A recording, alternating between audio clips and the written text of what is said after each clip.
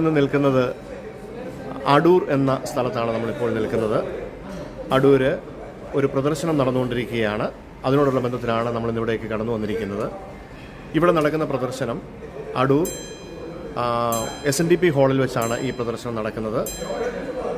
August മാസം 9-ാം തീയതി മുതൽ 11-ാം തീയതി വരെയുള്ള ദിവസങ്ങളിൽ ദിവസവും രാവിലെ 9 മണി മുതൽ 5:30 വരെയാണ് പ്രദർശന സമയം. പത്തനംതിട്ട ജില്ലാ ഫിലാറ്റലിക് ആൻഡ് ന്യൂമിസ്മാറ്റിക് അസോസിയേഷൻ്റെ ആഭിമുഖ്യത്തിലാണ് ഈ പ്രദർശനം ഇവിടെ നടന്നുകൊണ്ടിരിക്കുന്നത്. ഇപ്പോൾ നമ്മോടൊപ്പം ഉള്ളത് യാതൊരു വിധത്തിലുള്ള ഇൻട്രൊഡക്ഷൻ്റെ ആവശ്യമില്ലാത്ത ഒരു വ്യക്തിയാണ് നമ്മോടൊപ്പം ഇപ്പോൾ നിൽക്കുന്നത്.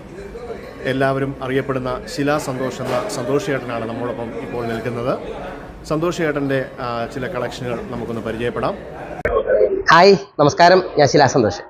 ശരിക്കും അടൂരിൽ നടക്കുന്ന പ്രോഗ്രാം എല്ലാവരും ഒന്ന് കാണേണ്ട ഒരു പ്രോഗ്രാമാണ്. കാരണം വർഷങ്ങളായിട്ട് കളക്ട് ചെയ്യുന്ന കുറേ സുഹൃത്തുക്കളുണ്ട് ഇവിടെ. എന്ന് പറഞ്ഞാൽ വർഷങ്ങളായിട്ട് ഇതേന്ന് പറഞ്ഞ് ജീവിക്കുന്ന ആൾക്കാരാണ്. അവരുടെ ഒരു ജീവിതത്തിൻ്റെ ഭാഗമാണ് ഈ ഒരു പുരാവസ്തു. അതിനകത്ത് കുറച്ച് സംഭവങ്ങൾ ഞാനും നമ്മുടെ ശിലാ മ്യൂസിയം നിന്ന് കൊണ്ടുവന്നിട്ടുണ്ട്. അപ്പോൾ ഓരോ ആൾക്കാർക്ക് ഇത്ര സ്ഥലത്ത് വേണ്ടിയുള്ളതാണ് വെച്ചിരിക്കുന്നത്. എല്ലാവരുടെയും കളക്ഷൻ ഇവിടെ വെച്ച് കഴിഞ്ഞാൽ ലക്ഷക്കണക്കിന് സ്ക്വയർ ഫീറ്റ് വെക്കാനുണ്ടാവും.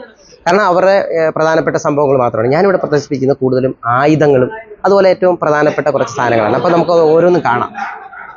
ഇത് ടെലസ്കോപ്പ് എന്ന് പറയും. എന്ന് പറഞ്ഞാൽ ഇത് ഏകദേശം 1816 റെനാലൻ എന്ന് പറഞ്ഞ ഡോക്ടർ കണ്ടെത്തിയ ഒരു സാധനമാണ്. പണ്ട് കാലത്ത് നമ്മുടെ പൾസ് അറിയാനായിട്ട് നോക്കുന്നത് നമ്മൾ നെഞ്ചത്ത് ചെവി വെച്ചായിരുന്നു. അപ്പം പിന്നൊരു കാലഘട്ടത്തിൽ അത് സ്ത്രീകൾക്കും പുരുഷന്മാർക്കും ബുദ്ധിമുട്ടായത് കാരണത്താൽ പേപ്പർ ചുരുട്ടി ഇങ്ങനെ വെച്ച് നോക്കി. അപ്പോൾ പൾസ് ഇടിച്ച് അങ്ങനെ ആദ്യം ഇത് തടിയിലുണ്ടാക്കി, പിന്നെ മെറ്റിലുണ്ടാക്കി. ഇത് 1821 ഇതിനകത്ത് രേഖപ്പെടുത്തിയിട്ടുണ്ട്. കൃത്യമായിട്ട് തന്നെ ഇതിനകത്ത് നമുക്ക് പൾസ് അറിയാൻ പറ്റും.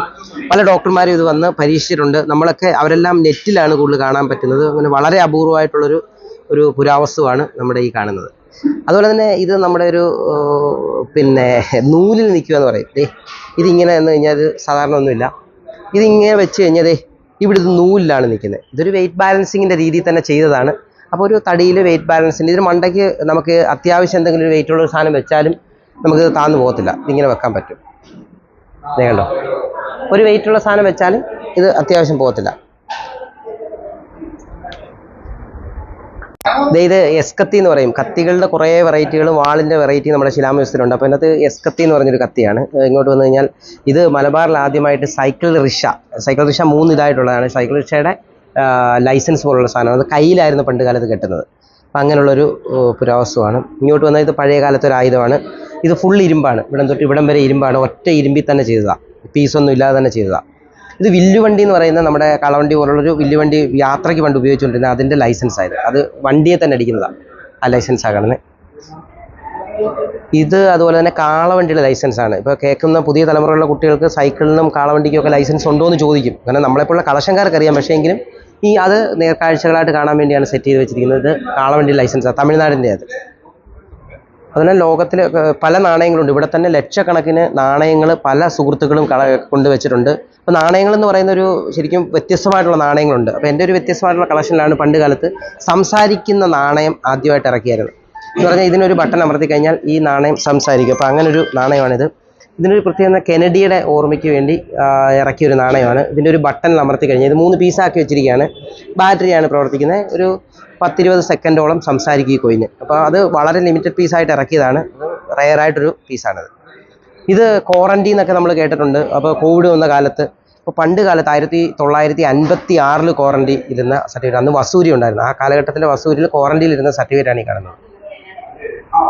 ഇത് പണ്ട് കാലത്ത് പോലീസുകാർ ഉപയോഗിച്ചുകൊണ്ടിരുന്ന തമിഴ്നാടും ആന്ധ്രയൊക്കെ ഉള്ള സ്ഥലത്ത് പോലീസുകാർ ഉപയോഗിച്ചുകൊണ്ടിരുന്ന കത്തിയാണ്. ഇത് തോലാണ്, ഇത് ഇരുമ്പാണ്. ശരിക്കും ഇതെല്ലാവരുടെയും കയ്യിൽ ഉണ്ടായിരുന്നു ആ കാലഘട്ടത്തിൽ. അപ്പം ഇത് അടിക്കാനും അല്ലെങ്കിൽ കുത്താനും ഒക്കെ ആയിട്ട് ഉപയോഗിച്ചുകൊണ്ടിരുന്ന ഒരു കത്തിയായിരുന്നു.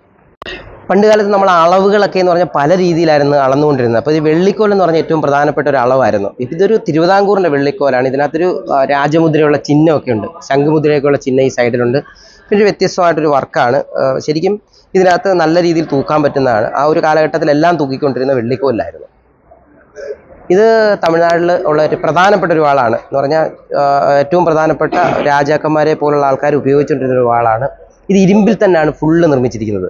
ഇത് ശരിക്കും ഇരുമ്പ് ഇതിൻ്റെ പിടിയൊക്കെ എന്ന് പറഞ്ഞാൽ നമ്മൾ മോൾഡ് ചെയ്തെടുക്കുക എന്ന് പറയും. ആ ഒരു കാലഘട്ടത്തിൽ മോൾഡ് ചെയ്തെടുത്ത രീതിയാണ് ഈ ഇരുമ്പിൽ ചെയ്തിരിക്കുന്നത്.